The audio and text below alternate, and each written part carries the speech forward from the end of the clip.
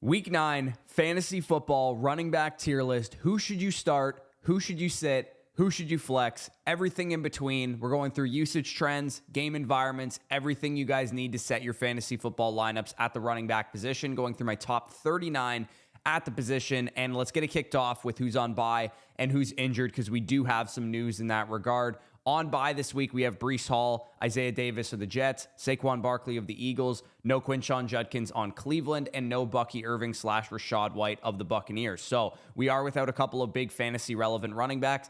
In addition to the buys, we also have DeAndre Swift ruled out with a groin injury, Kyle Manengai season upgrade, and Roschon Johnson also is out for the Bears with an injury as well. So Kyle Manengai going to get a big workload in Sunday's game against the Bengals. Welcome officially to Trevion Henderson week, because Ramondre Stevenson is out for Sunday's game against the Falcons with a toe injury. And we have Isaiah Pacheco officially ruled out with a knee injury. Kareem Hunt and Brashard Smith should see an upgrade as a result of that. We do have some other injuries. Alvin Kamara is entering Sunday's game questionable. Limited practice all week. He should play, but he might be limited to some degree. And Hassan Haskins of the Chargers was ruled out with a hamstring injury. Big upgrade to Kamani Vidal, and you'll see how high I have him ranked this week. But getting into the tier list, starting it off with the elite RB1s. My top-ranked running back is none other than Jonathan Taylor, going against the Pittsburgh Steelers on the road here. They are 21st against fantasy football running backs. He is averaging a historic 27.1 PPR points per game this season.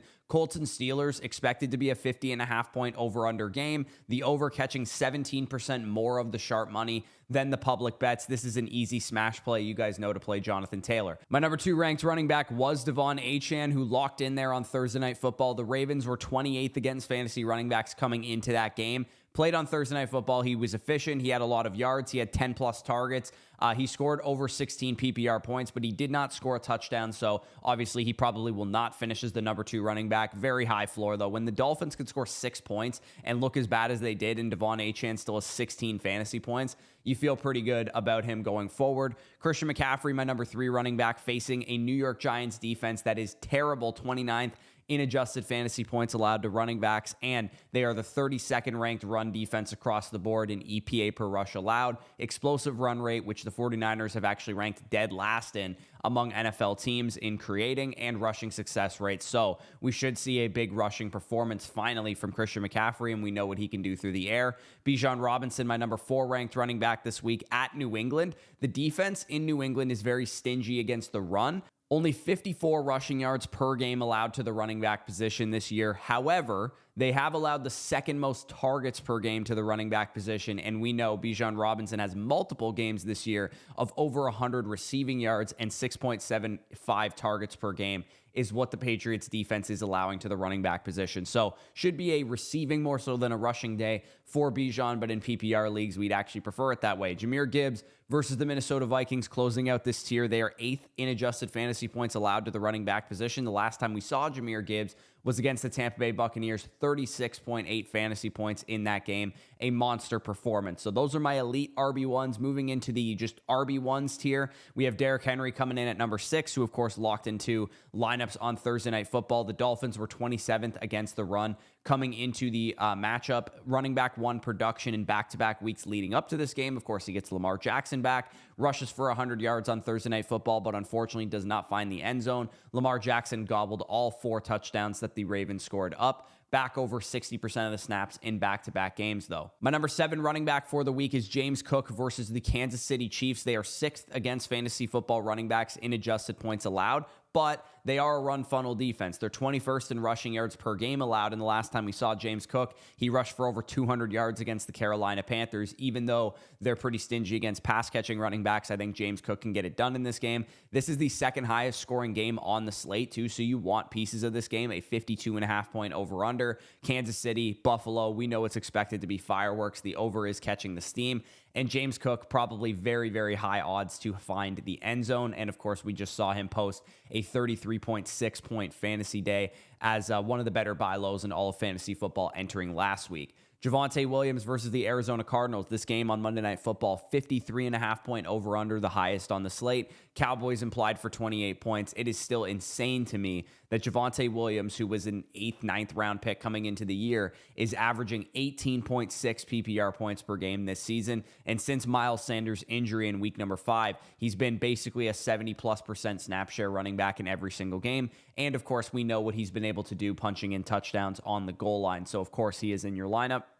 Number 9 running back for me is Josh Jacobs versus the Carolina Panthers. They are 10th against fantasy football running backs in adjusted fantasy points allowed. But like I just said, last time we saw them, we saw 215 rushing yards to James Cook in like 3 quarters of football, 24 PPR points per game since week number 4. Only 2 running backs have been better in that stretch of time. With Bryce Young back for the Panthers, I don't imagine they'll get blown out the way that they did against Buffalo. And Green Bay typically doesn't blow out teams, but they are 13.5-point favorites at home. So this bodes well for Josh Jacobs to get 20-plus carries, salt this game away in the fourth quarter. My number 10 running back is Kyren Williams versus the New Orleans Saints. They are 17th against fantasy football running backs. They did just shut down the Buccaneers run game last week, even in a game environment that the Bucs weren't able to get much going on offense.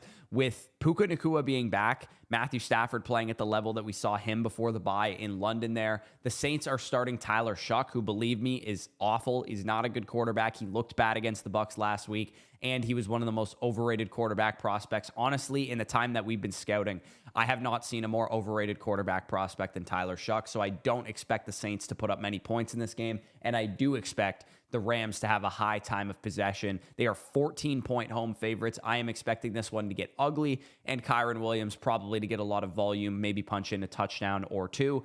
Closing out this tier, I have Kamani Vidal of the Los Angeles Chargers all the way up in the RB1s tier. And the reason for that is, A, they play the Tennessee Titans, who are 30th in adjusted fantasy points allowed to the running back position, and they're 2nd in opposing running backs before contact allowed as well. So Kamani Vidal going to have a lot of space to work. There is no Hassan Haskins in this game, which is a big upgrade to Vidal. As we saw last week, that resulted in him having that 74% snap share, 83 utilization score per fantasy life's metric there. So I think that's going to continue with Joe Alt coming back last week, with Trey Pipkins coming back last week. The Chargers run blocking unit per PFF posted its best number in a month. So this is an offensive line that was really missing a lot of pieces, and getting those tackles back made a big time difference for Kamani Vidal and the run game, and I expect him to have yet another good performance in this one. Number 12, moving into the next tier of running backs, the high-end RB2s for the week. Ashton Genty versus the Jacksonville Jaguars. They're 7th in adjusted fantasy points allowed to the running back position. The positive for Ashton Genty is that they're coming off of a bye. The Raiders, maybe they realize that Ashton Genty needs to be an every down running back, because what we've seen from the Raiders so far this year is that when they're winning, it's an Ashton Genty week, or when they're in a neutral game script and it's a close game, keep an eye on the usage this week, because he's been a 70+% snap guy in neutral game scripts or leading game scripts. But when they're losing, he's more of like a 50 to 65% snap share guy, and they put Dylan Laube and some of the other pass catchers out there. Hopefully, if we see a negative game script for the Raiders this week, I want to see Ashton Genty be 70+% of the snaps, because then he'll elevate himself into an every week RB1. It's just that right now, he is a little bit more of a game script dependent high-end RB2 right now, and they're a close 3-point underdog in this game. Brock Bowers is coming back. That should help the offense a lot for the Raiders in the run game as well, because he's a great run blocker. My number 13 running back on the week is Chase Brown versus the Chicago Bears. They are 24th against fantasy football running backs. The Bengals are 1st in the NFL, and I talked about this stat yesterday, in interior run percentage, meaning they run between the guards, the center.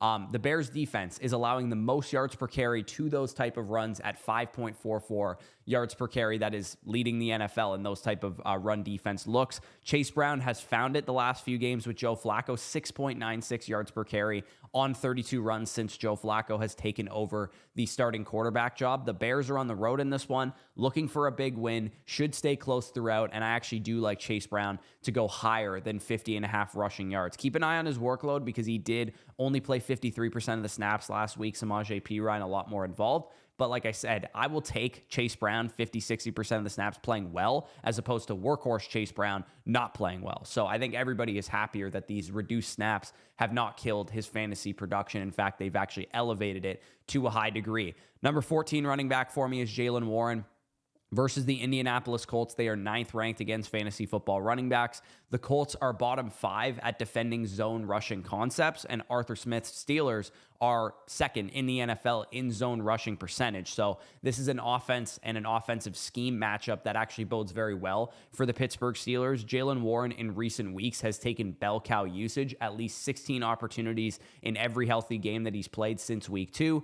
Plus, backfield percentage-wise, over 72% of the carries in back-to-back games, with 84% of the carries back in week number 7. He's taken that long down and distance 2-minute drill work as well. In back-to-back games, he's been 100% of the 2-minute drill snaps and 44%. And then you can see the long down and distance snaps up a little bit from recent weeks as well. So this is a backfield that is starting to go Jaylen Warren's way. We're seeing a little bit less of Kenneth Gainwell as we've seen in recent weeks. So definitely a great start for Jaylen Warren. My number 15 running back here is Kareem Hunt at the Buffalo Bills, who is, of course, getting the start with Isaiah Pacheco, who is out with a knee injury. The Buffalo Bills are 26th against fantasy football running backs.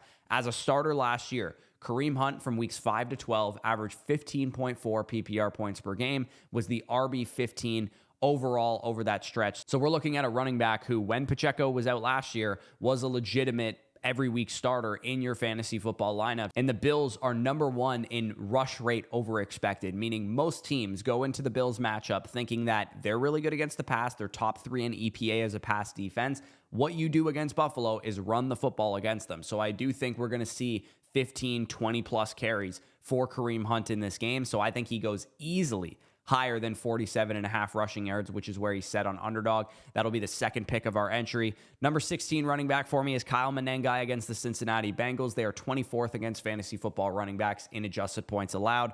Menengai is also getting the start for the Bears this week. Like I said in the intro, no Swift, no Roschon Johnson. Swift going to be out with that groin injury. I would imagine he's not out for significant time. Probably just a spot start for Kyle Menengai here, but hopefully you've been stashing him because Swift has been banged up for a couple of weeks.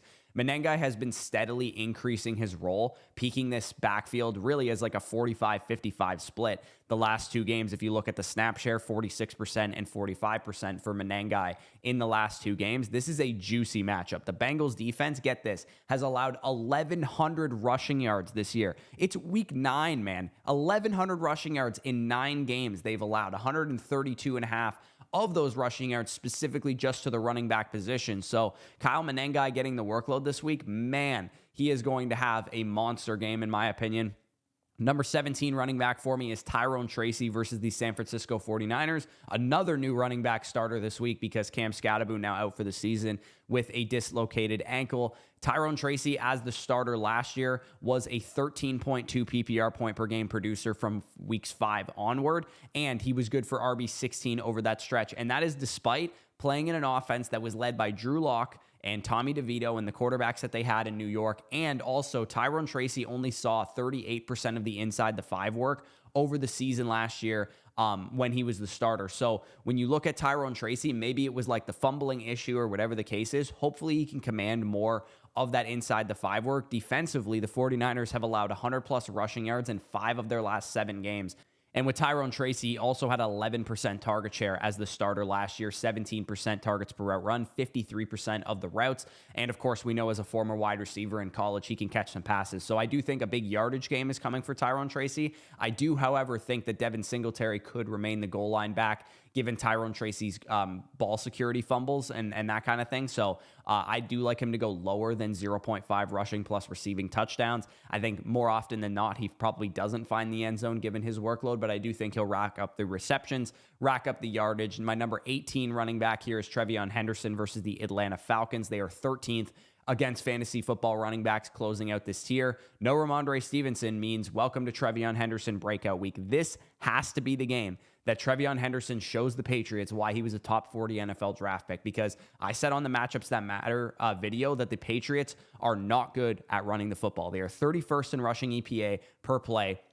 If this goes well, I think that Trevion Henderson could stamp his starting role in the starting lineup here, depending on how long Ramondre Stevenson is out. You don't have a big window if you're Trevion Henderson. Maybe Stevenson's only out for this game. Maybe he's out for 2 games. You have to perform well in that period of time and make sure that this guy loses his job so that you can be the starting running back going forward. And the Falcons are a run funnel defense. They're top 10 to 12 in every pass defense metric that you look at, bottom 10 in every run defense metric that you'll look at. So you do need to see Trevion Henderson have a big game in this one. I think that he will. So I like him to go higher than 73.5 rushing plus receiving yards, because we know he is, of course, a dual threat running back. Moving in to the low-end RB2s here, we have Travis Etienne at the Las Vegas Raiders, 25th against fantasy football running backs. This is a nice matchup for Travis Etienne, and I suspect, knowing that I know Liam Cohen quite well as a Buccaneers fan, that he's going to have a heavy emphasis on fixing the run game coming out of the bye. Single-digit fantasy points in 3 straight games for Travis Etienne before the bye. Does that mean, we don't know for sure, but does that mean Travis Etienne gets a big workload and maybe he looks better because he's rested coming out of the bye? Or perhaps do we see more Byshell Tootin than people have seen in the first 7 weeks of the season before the bye? Because Travis Etienne has been a 60% snap share running back on the season so far, but maybe coming out of the bye, they looked at the tape, they realized Byshell Tootin needs more work. I don't know for sure yet, but it's why I'm ranking Travis Etienne a little bit conservatively. If we see him come out and be a 70% of the carries type of guy, I will definitely move him up going forward. But I am a little bit worried that they could cede a little bit of work to Byshell Tootin. And of course, if you have Tootin, I do think he's not the worst bye week fill-in this week. Number 20 ranked running back is Zonovan Bam Knight against the Dallas Cowboys. They are 31st against fantasy football running backs. Bam Knight is set up for a great game in this one. It sounds like Kyler Murray is going to be back. Over their last 5 games, the Cowboys have allowed 168 rushing yards per game, and only 3 teams have allowed 10 plus total touchdowns to the running back position this year, and the Cowboys are one of them. So the workload, even though it's been about 50-50 for Bam Knight with Michael Carter, and who got cut and then brought back on the practice squad, and some people have said he's been taking first team reps. I'm curious if it stays that way, but Bam Knight of the 2 Cardinals running backs is my preference. We probably will see Trey Benson over the next couple of weeks, I would imagine, coming back from the knee injury that he suffered, I think in week 5, I believe it was. So he should be eligible to come back off of IR in the next couple of games. And I would imagine his practice window gets opened up over the next few weeks here. So number 21 running back for me is Rico Dowdle, who is going up against the 3rd ranked Green Bay Packers run defense. Multiple reports this week stating that Rico Dowdle is going to start, get the bulk of the carries, etc. We've heard that all the way back to Monday's press conference with Dave Canales, and it was confirmed yesterday that Dave Canales is probably going to let Rico Dowdle be the starting running back. Now, the tough part here, and why I would rank Rico Dowdle higher, is that it's a brutal matchup. The Panthers are nearly 2 touchdown underdogs, and the Packers are very, very good against fantasy football running backs. I doubt we see 68% of the snap, 88% of the snap Rico Dowdle like we saw when Chuba Hubbard was out. But I do think it'll probably be more like Chuba Hubbard's workload for Rico Dowdle, like 60% of the carries, 60% of the snaps, and then Chuba Hubbard, maybe the pass catching back. I would imagine that's what ends up happening in this game environment. So I don't think that Rico Dowdle is going to get some RB1 workload. I'd be shocked if he did. If he does, then I'll definitely move him up going forward. But this is a brutal, brutal matchup. If this game stays close, that bodes well for Rico Dowdle. My number 22 running back here is Kenneth Walker at the Washington Commanders. They are 12th against fantasy football running backs. I'm curious if this backfield looks any different post-bye week, because if it doesn't, I fear that Kenneth Walker is basically just David Montgomery rest of season unless we see a Zach Charbonnet injury. But I wonder if they scouted the tape, realized that their most efficient running back, who's averaging 4.5 yards per carry as a top 6 graded running back per PFF and has been the better receiver, is the one that should get the bulk of the work here. And the other guy, Zach Charbonnet, averaging 2.7 yards per carry, who's commanded 90% of the red zone stuff this year, maybe shouldn't get all of that stuff. Quietly, Seattle has also only targeted their running backs 15 total times combined this season. So I'm curious if they throw to their running backs a little bit more going forward. But regardless, I do really want to see, coming out of the bye, does Kenneth Walker and Zach Charbonnet's role change at all? Because it's basically been a 45 Kenneth Walker, 55 Zach Charbonnet split this season. And I'd be curious to see if that changes at all. Moving into my RB23, that is J.K. Dobbins against the Houston Texans this week on the road. Brutal matchup for Dobbins here. This is one of the best defenses in football. The Texans have a way of slowing down every game and making it super boring to watch. This game has the lowest over-under, under 40 points this week of any game on the slate. I'm also a little bit worried, too, that RJ Harvey having a 3-touchdown game could potentially close the gap on J.K. Dobbins' stranglehold of this backfield. This season, he's gotten 62% of the carries, 67% of the running back carries. Does Peyton decide, hey, RJ Harvey's starting to look good? Or was that just garbage time and it'll still be J.K. Dobbins' workload? I'm curious if we see a workload shift for J.K. Dobbins and RJ Harvey this week coming off of that 3-touchdown game. Maybe we don't. Maybe it's the same, but we'll have to wait and see here. David Montgomery versus the Minnesota Vikings is my number 24 running back on the week. They are 8th in adjusted fantasy points allowed to the running back position. Positive game scripts for Detroit, which this one is. They're 8.5-point home favorites here, usually equals good David Montgomery games because it's a between the tackles matchup that's very difficult, but they will have to salt the game away in the fourth quarter against a bad team. So for me, I look at David Montgomery as probably a 15-plus carry projection this week, given the game environment, given the game script.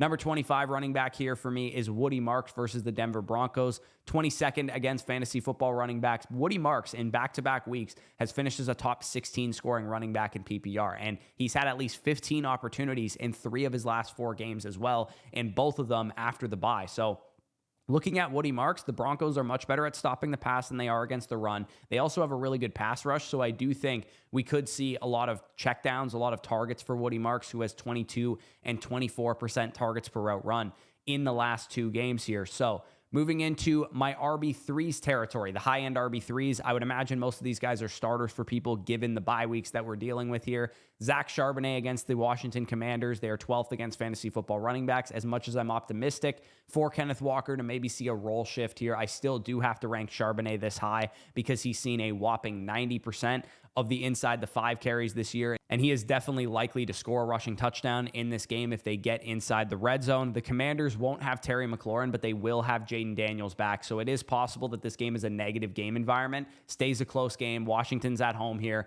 It wouldn't shock me if they actually win this game because their back is against the wall on the season here, but like I said, let's see what this backfield looks like. Is it still Charbonnet 55, Walker 45 like it's been for most of the season when Charbonnet's been healthy? Alvin Kamara is my number 27 running back, a big-time fall from grace here, but he is going up against the second-ranked Los Angeles Rams on the road. Even despite no Kendre Miller last week, we saw the lowest snap share of Alvin Kamara's season, with Devin Neal taking valuable work away. This matchup is absolutely awful, and Alvin Kamara has like single-digit fantasy points in like 4 or 5 games this season, so it's not like you're missing out on a lot. If he ends up burning you, you probably wouldn't have seen it coming. Number 28 running back for me is Bill Krosky-Merritt. Better workload as of late, but maybe this dude is just not that good. He was a 7th-round pick, and everybody got really excited over the first month of the season, and he was basically dubbed like the next Barry Sanders. But on a small workload, he had really good metrics at the beginning of the year, and now we're starting to see maybe why he was getting a small workload, maybe why he was staying a committee back. More volume has not equaled more fantasy points for Bill. In 3 straight games, he's failed to reach 6 fantasy points in any one of them. So that is absolutely brutal. You've probably been putting him out there in your starting lineup, and he's probably killed you, and this is not an easy matchup. So I do not think you have to start Bill in this game, and this probably will end up being the game he goes off. But I do think given his workload, you maybe have to consider him 67%, 52%, and 58% of the snaps the last 3 games. It's just that he has not been good when he's been on the field. So maybe Jaden Daniels changes that. We'll have to wait and see. Aaron Jones against the Detroit Lions is my number 29 running back. This is a negative game script, which probably bodes well for Aaron Jones because of the 2 running backs in this backfield. He is the one that runs the most routes. He is the one that gets the most targets. I just do not want to trust J.J. McCarthy. I just don't think he's going to be very good in this game. It's on the road in Detroit in his 3rd NFL start, where the last quarterback that we just saw play on the road in Detroit was Baker Mayfield, who was an MVP candidate coming into the game, who just got dismantled the last time that we saw this defense at home. So maybe Jones catches some checkdowns and, falls ass backwards into an 11 fantasy point day because of it. I just do not want to trust J.J. McCarthy here. My number 30 running back on the week, both of these guys back-to-back, Tajay Spears and Tony Pollard versus the Los Angeles Chargers. They're susceptible to fantasy running backs, but I do suspect, given the game environment, gave in the game script that Tajay Spears is the better play because he runs more routes. He gets more snaps when the Titans are losing, which is very often. So I do think if you had to start one of these guys, it would be Tajay Spears for me. He did score 17.2 fantasy points the last time that we saw him on the field. And in his games this year that he's played, 11.1 fantasy points per game. So he has definitely been the better of the two, especially when you factor in that Tony Pollard was like a workhorse for the first month of the season and is still only averaging 10.2 fantasy points per game this year and has like one game over like 15 fantasy points. So if you have to start one of these guys, it would be Tajay Spears for me. Moving into the final tier of running backs, this is basically like the bye week fill-ins. I can't imagine that any of you guys would be excited to start any of these players, but if you do have to start one, RJ Harvey against the Houston Texans, maybe we see a workload increase. Tyler Algier against the Patriots, again, in games that the Falcons win. Typically, the Tyler Algier is able to score touchdowns in that game. Maybe they upset the Patriots in this one. Byshell Tootin against the Raiders, like I said, maybe they increase their workload for Byshell Tootin coming out of the bye. Brashard Smith maybe sees an increased workload with Pacheco out. Kareem Hunt can't do everything. Michael Carter maybe sees an increased workload in this game because they did the whole thing where they like cut him and bring him back on the practice squad, and apparently he's getting some first team reps, and that's exactly what happened with Kamani Vidal a couple of weeks ago, so maybe he sees a bigger workload this week. Chuba Hubbard, he's dirt napped in the rankings. Like I said, he's probably not going to get a big workload with Rico Dowdle slated to start. Samaje Perine and Jordan Mason, again, you kind of just have to hope for a touchdown with both of those two guys. Perine maybe catches some passes. Mason probably falls into the end zone at best. But those are my top 39 fantasy football running backs for the week. If you guys enjoyed this video, leave a like, subscribe to the channel if you're new. If you want all of our rankings, rest of season, weekly, dynasty rankings, super flex, one quarterback, all that good stuff, that is available over on flockfantasy.com, which you guys can access right now for free. Start a 7-day free trial. Use some of our features here. If I go to the My Teams page, you guys can see exactly what we got going on. You can see the flock leagues kind of loaded in here. You can see how good your team stacks up relative to the rest of your league mates. You can also go to our trade calculator, which is totally customizable to your league settings. So if you're in a one quarterback league, 2 running back, 3 wide receiver, 2 flex with 7 or 8 bench spots, it'll customize that depth is more valuable in your specific league format. And then when you trade away players, like if you're looking after a Jordan Mason, for example, who's not very valuable in traditional 12-man leagues, then he'll be more valuable in a league environment where it is a deeper starting lineup, a deeper starting roster, and vice versa. If you're in a shallow league, the studs will be more valuable. So if that interests you guys, definitely check that out. But with that being said, peace out, and I'll talk to you soon.